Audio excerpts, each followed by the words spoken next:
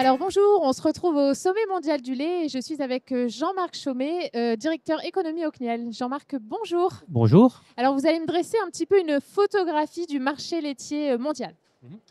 Oui, alors d'après le rapport de la Fédération internationale laitière qui vient d'être publié, la production mondiale de lait, toute espèce confondue, augmente en fait de manière continue depuis une trentaine d'années et a atteint en 2023 964 millions de tonnes, ce qui est un nouveau record.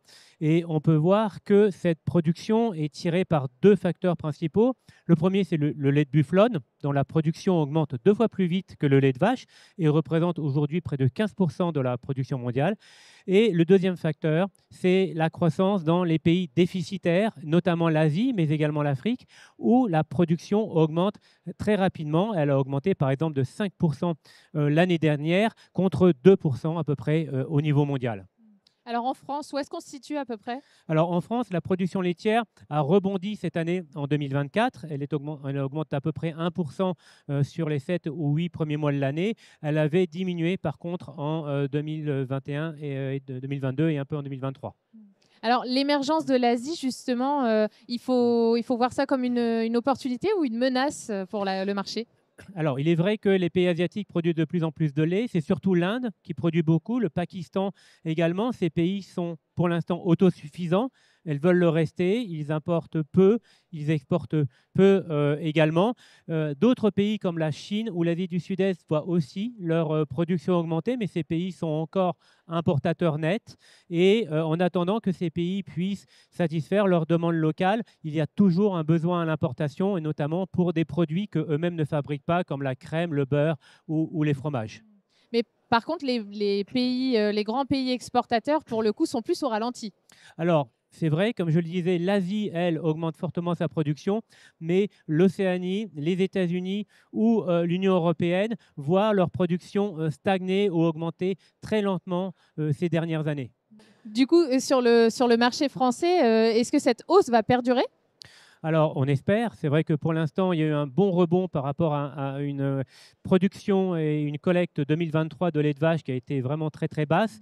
La production 2024 est en rebond et on espère qu'elle va pouvoir continuer malgré les maladies qui, pour l'instant, sont présentes sur plusieurs parties du territoire français, mais qui, jusqu'à présent, n'ont pas encore eu de conséquences concrètes sur la production laitière de vaches.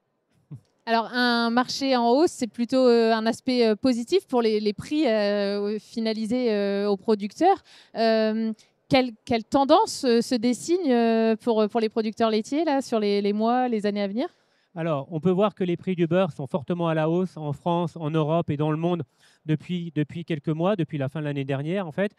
Les prix ont tendance un petit peu à rebaisser là, ces dernières semaines. Les prix de la poudre maigre, un peu le coproduit du beurre, eux, restent relativement plats. Mais donc, les prix du beurre peuvent peut-être avoir un effet, mais il faut savoir que le prix du lait en France est beaucoup dépendant, notamment des négociations commerciales entre distributeurs et industries laitières, négociations qui vont commencer le mois prochain en novembre. Et donc, à l'issue de ces négociations, on pourra avoir plus, on verra les prix en magasin et avoir plus d'informations. Bon, alors en attendant, on croise les doigts et on espère pour nos producteurs que ce soit plutôt positif, quoi.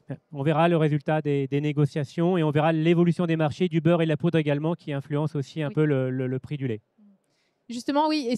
Quelle part en fait de ce marché plutôt volatile influence le prix? Est-ce qu'on a un pourcentage entre Alors, tout dépend du mix produit des entreprises. Certaines entreprises font beaucoup de beurre et de poudre, d'autres en font beaucoup moins.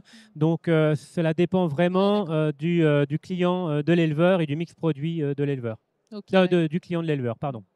Alors, ben, merci beaucoup Jean-Marc Chaumet pour cet éclairage. On va Je vous continuer en prie. à suivre ça de près. Mhm. Et puis en attendant, vous pouvez retrouver l'ensemble des marchés sur WebAgri.